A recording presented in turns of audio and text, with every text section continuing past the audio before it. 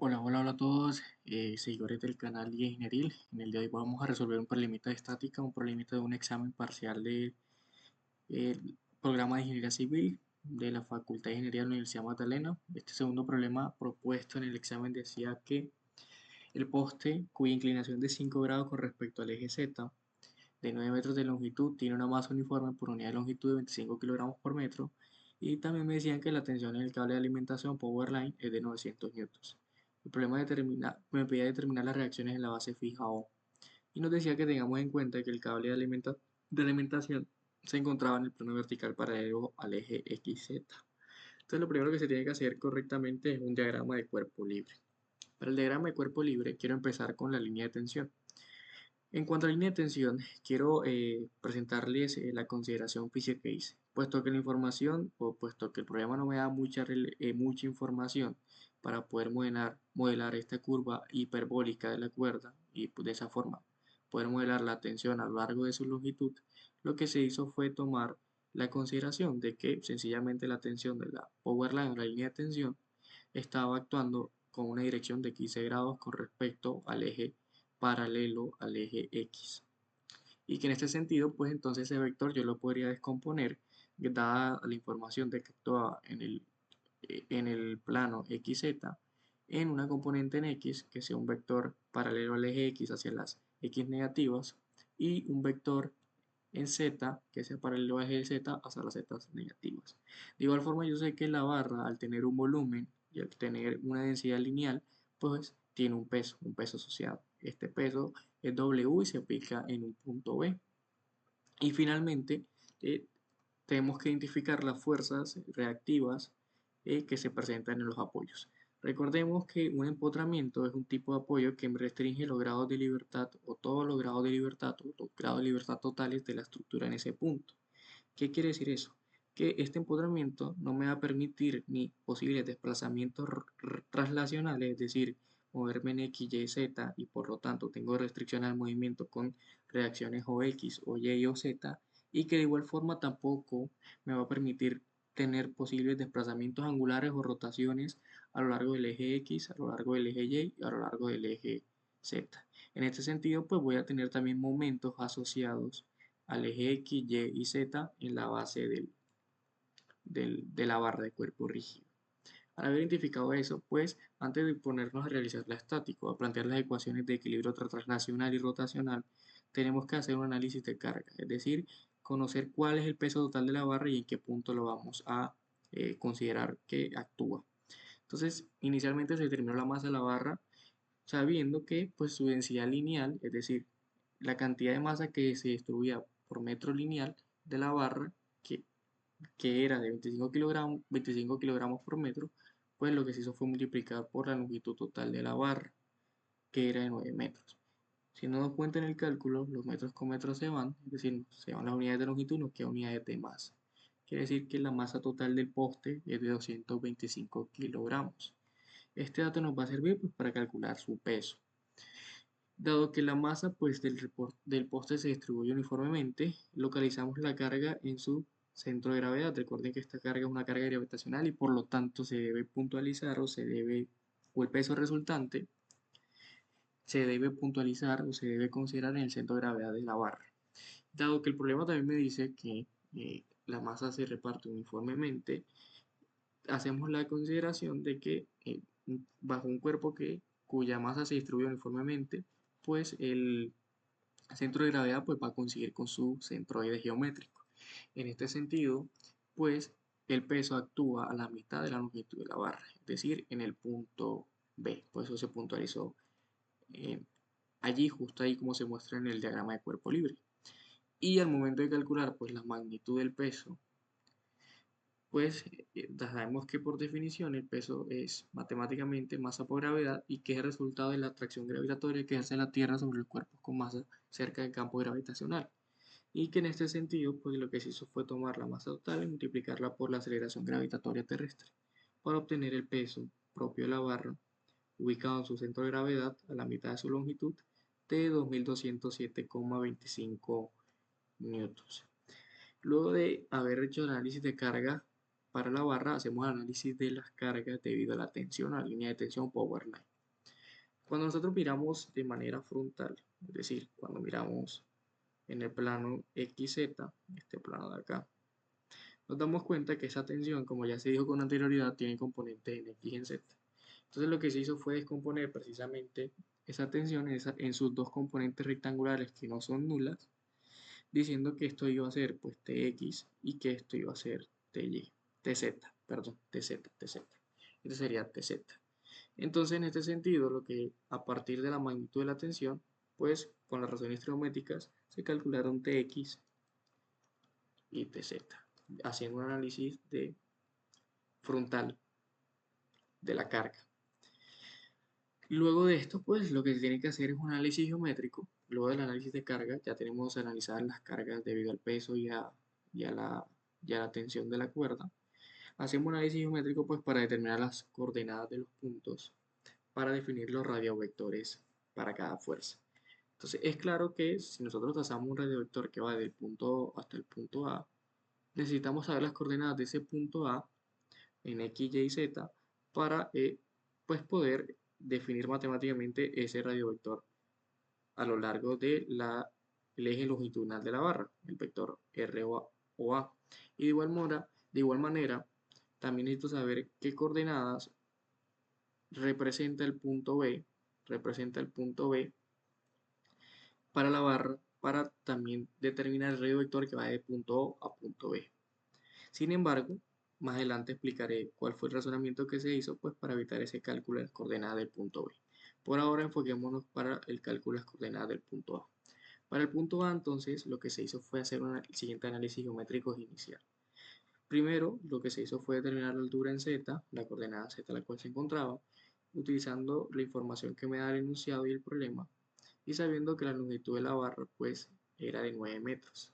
Entonces lo que se hizo fue formar un triángulo rectángulo, el que se está dibujando a continuación, cuyos catetos iban a ser la coordenada Z del punto A y una distancia D que iba desde el punto A hasta el punto O', una distancia D, y una hipotenusa pues de 9 metros que era la longitud de la barra.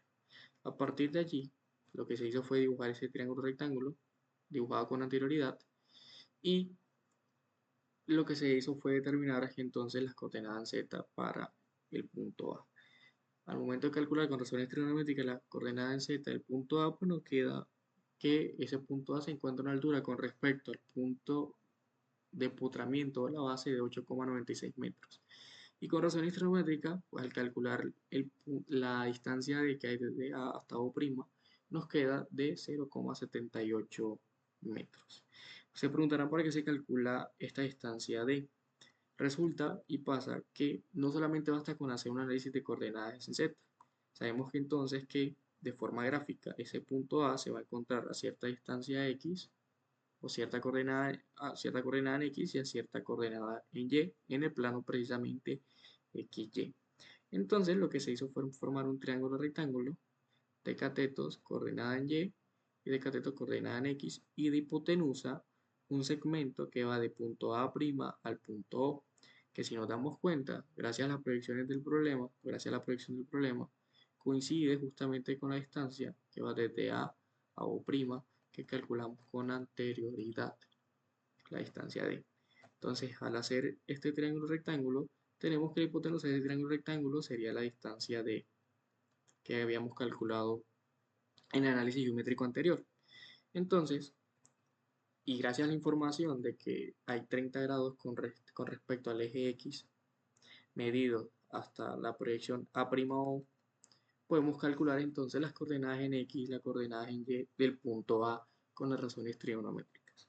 Al saber que D es de 0,78 metros, 0,38 metros, obtenemos que la coordenada en Y sería de 0,39 metros, 0,39 metros y que la coordenada X sería de 0,75 metros, ¿ok?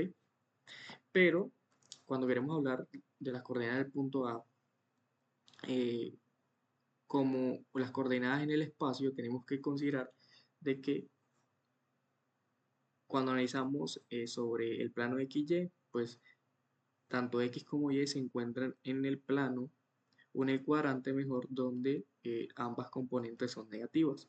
Lo que implica que cuando yo vaya a escribir la coordenada debo tener en consideración eh, el hecho de que se ubica en ese cuadrante y por lo tanto debo escribir menos 0,67 en X, ponemos aquí el metro porque ya el metro lo factoricé, entonces debería escribir menos 0,67 en X, menos 0,39 en Y, y pues la Z sí no cambia definitivamente, porque ya sabemos que esta altura Z, esta coordenada Z, sí es positiva con respecto al punto de referencia O, o el origen de las coordenadas en el punto O.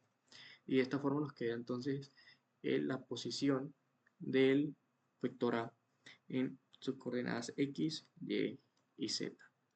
Okay. A partir del análisis geométrico pues ya tenemos la suficiente información pues, para plantear o formar nuestros diferentes radiovectores para hacer la sumatoria de momentos con respecto a la base. Entonces, lo que se hace es hacer el radiovector de OA, sabiendo que sería punto final medio inicial. Al hacer esa diferencia de punto final inicial, tenemos que el radiovector A va a tener estas componentes en X, Y y Z. ¿Listo? Y aquí lo interesante es el vector, el radiovector que va de punto O del empotramiento hasta donde se puntualiza el vector peso de la barra. Notemos que el radiovector OB es un vector paralelo al radiovector OA. Recordemos que por teoría del álgebra lineal, yo obtengo un vector paralelo, es decir, un vector cuya magnitud, cuya dirección y sentido no va a cambiar, o mejor dicho, recordemos del álgebra lineal, perdón, que yo puedo obtener un vector paralelo a otro vector a multiplicar el vector inicial por un escalar k, que lo que voy a hacer es mantener su misma dirección y sentido. Lo que puedo hacer variar es la magnitud al multiplicar por un escalar. Básicamente fue lo que se hizo acá. Al saber yo que el vector OB es paralelo al vector OA y al saber que el punto B se encuentra a la mitad de la longitud de la barra, es decir, a la mitad del radiovector OA, para obtener el radiovector OB, entonces lo que se hizo fue multiplicar al vector OA por un escalar. Ese escalar sería un medio, puesto que yo sé que el peso se está aplicando en la mitad de la longitud de la barra, es decir, a la mitad del radiovector OA. Al hacer esa operación matemática, obtenemos que el radiovector OB de peso sería menos 0,335 en X, menos 0,195 en y 4,48 en Z. Metros, pues, indicando que es un radiovector igual que el radiovector OA. Finalmente, para poder proceder a hacer el cálculo de las fuerzas y de torques, debemos expresar precisamente estas magnitudes de forma vectorial cartesiana. Tenemos entonces el vector tensión, que como se explicó en la anterioridad, tendrá una componente negativa en X porque va hacia las X negativas, en Y sería nula la componente porque solamente actúa en el plano XZ, y en Z pues sería esta componente acá negativa. Al operar matemáticamente esta componente y esta componente, nos queda el radiovector tensión expresado de la siguiente forma. Tenemos también entonces perdón, el vector fuerzas. Disculpen acá, esto es vector fuerzas. La tensión es un vector de fuerzas. Y aquí en la base pues tenemos el vector fuerzas asociado a las restricciones de desplazamientos traslacionales de la barra. Es decir, el vector o X reacciona en X del empotramiento en términos de fuerza o Y o Z. Aquí están escritos. Se asumen positivos a lo largo de cada eje correspondiente y tenemos el momento resultante aplicado en la base. Este momento resultante MO, que se escribió acá, es el resultado de sumar los diferentes vectores resultantes en los ejes del empotramiento. Lo que quiere decir esto es que a la final el efecto de torque o la tendencia de rotación que genere cada fuerza, tanto la tensión como el peso, tiene que ser equivalente a los momentos desarrollados en la base. Esto con el fin de que se mantenga el equilibrio rotacional de la estructura o de mi cuerpo rígido de la barra para que no rote la barra. Entonces en este sentido se definió un vector momento resultante MO con componentes mx, my y mz y se asumieron positivos para cada uno de los ejes respectivamente. Por último, pues tenemos el vector fuerza-peso, vector peso, que como sabemos solamente actúa a lo largo del eje z y pues serían componentes lunas en x y y, componentes nulas en x y y. Y este sería el vector peso. Si nos damos cuenta por inspección a partir del diagrama de cuerpo libre, podemos determinar entonces, mediante una suma de fuerzas, las reacciones o las reacciones eh, relacionadas a el equilibrio de fuerzas o relacionadas a el equilibrio traslacional del sistema. Lo que implica que si hacemos una sumatoria de fuerzas en el eje X, obtenemos que OX pues tiene que ser equivalente a la tensión TX. Obtenemos que OY, al no haber presencia de fuerzas en Y externas, pues se reduce a que OY tiene que ser cero y también se reduce de que OZ tiene que ser equivalente a la suma del peso W de la barra y la componente Z de la tensión, que es lo que se muestra acá a continuación. Cuando se hace la sumatoria de fuerzas en X, pues tenemos que O equivale a 869,33 newtons. Cuando se hace la sumatoria de fuerzas en Y, tenemos que vale OY 0 newtons. Y la sumatoria en Z, nos queda que OZ es de 2440,19 newtons. Y ya para determinar los momentos que se desarrollan en la base, es decir, eh, los momentos asociados a la restricción de las rotaciones del cuerpo rígido, obtenemos lo siguiente. Nuevamente, explico esta parte porque esto es importante que se entienda. En este caso, no voy a decir que la sumatoria de momentos con respecto al punto O sea igual a cero. Lo que estoy diciendo en este caso es que todos los momentos que se generen debido a las fuerzas externas tiene que ser equivalente a los momentos que se desarrollan en el empotramiento para que haya equilibrio rotacional. En ese sentido, estoy diciendo que los momentos resultantes tienen que dar como un momento resultante en la base con componentes mx, my y mz. Al operar entonces matemáticamente los diferentes productos Bruce con respecto a la base, tenemos que este momento 1 pues sería el momento debido a la fuerza de la tensión, cuyo radiovector es OA, este radiovector de acá, que parte de punto O a punto A. Y tenemos un segundo momento generado por el vector peso, que sería o que tiene un radiovector asociado OB, que se muestra acá. Al momento de hacer los determinantes, de reemplazar los diferentes radiovectores y las diferentes fuerzas, hacer su operación matemática, y al igualar a los momentos resultantes que se deben generar en la base para lograr equilibrio, obtenemos que también de igual forma, al agrupar las componentes en Y de los resultados obtenidos, que la componente del momento en X, el componente del momento resultante en el apoyo que se genera en el eje X, es de 521,26 Nm en términos de que de la magnitud. El resultado no está positivo. Este resultado positivo es bueno explicar su significado físico. Un resultado positivo de ese momento en X que nos dio está indicando que en efecto, para que se logre el equilibrio rotacional alrededor del eje X, se está generando un momento que gira en este sentido. Es decir, que ese sentido del momento que yo asumí es correcto.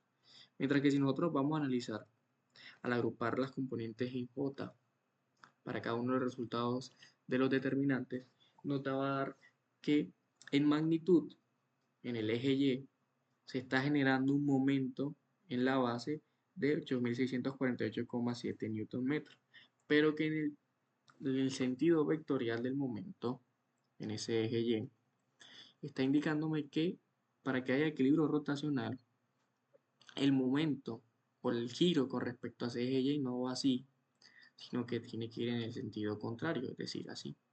Yo debía haberlo dibujado así para asegurar, primero, que matemáticamente me fuese a dar un resultado positivo y segundo, asegurar que con un giro así estoy evitando que mi estructura comience a rotar en, en, en ese eje. Entonces, lo que hacemos es decir que esta sería la magnitud del momento necesario para resistir las fuerzas externas, pero que el sentido va contrario al propuesto. Y de igual forma pasa para el eje Z. El eje Z nos da un momento negativo de menos 339,04 Nm, pero que en magnitud es de 339,04 Nm y que en sentido no es un vector que no es un momento que giraría así, sino que, caso contrario, sería un vector que gira en el otro sentido alrededor del eje Z. Pero que en magnitud se requiere esto para lograr el equilibrio. Y ya de esa forma, pues hemos solucionado el problema propuesto del examen de la asignatura estática. Espero que haya quedado todo claro. Y pues alguna duda, queja, me comentan en la cajita de comentarios. Cuídense mucho y gracias.